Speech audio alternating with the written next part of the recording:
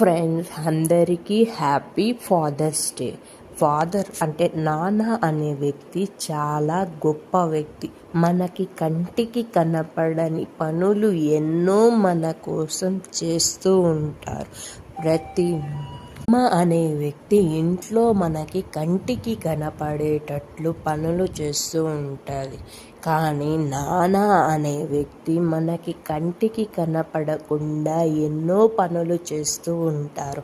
ఎన్నో బాధ్యతలతో కూడుకొని ఉండేదే నాన్న బాధ్యత. నాన్నకు చాలా బాధ్యతలు ఉంటాయి. పిల్లల కోసం, మన కోసం నాన్న అనే వ్యక్తి ఎంతో శ్రమిస్తూ ఉంటారు. అందుకు ఈరోజు నాన్న కోసం కేటాయిద్దాం. Happy fathers day. నేను చెప్పింది నిజమా కాదా అనేది కామెంట్ చేసి చెప్పండి.